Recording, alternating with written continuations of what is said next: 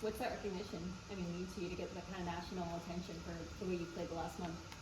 I mean, it's pretty cool, I don't really put too much into awards and stuff like that. I'm here where my feet are at every day, but it's, cool to get your name out there. Credit to Coach Gibson and all the other guys that are around me that are playing their tail off. And he's one of the best coaches in the nation, like I always say, so just credit to those guys as well. How good a job is the D-line doing, putting you in a position to make plays?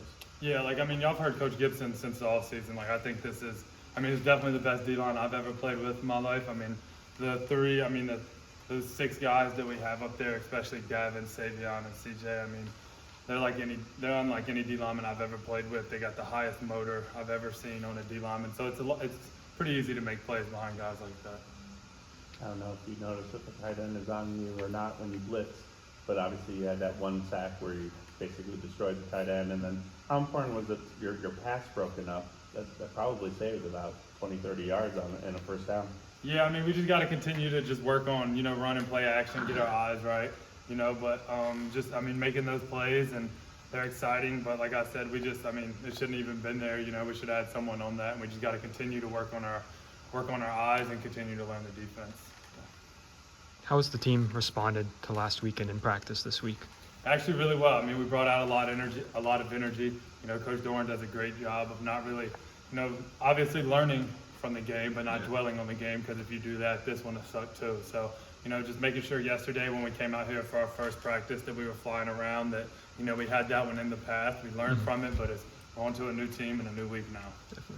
You've gone through a lot of quarterback changes in your 6 years. Does it affect the defense at all? Does it energize you guys?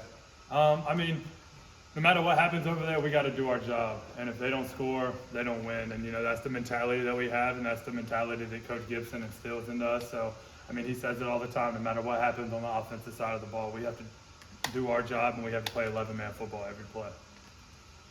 What can you say to us about MJ's, the way he's handled things this week? Yeah, MJ's been great all season, when Brennan came in and Brennan won that spot, he was great. He was an awesome teammate. Likewise with Brendan, now that MJ's in that spot, he's been an awesome, model for him, an awesome person to be behind. And I think MJ has handled it really well. It's not like, MJ's not like a flashy guy that wants to be put out on the scene all the time, So him just keeping his head down and working, so I think that's what the guys see. Steph, with a potent running attack against Louisville, how important is it for the defense to keep that up against another great running team in Marshall?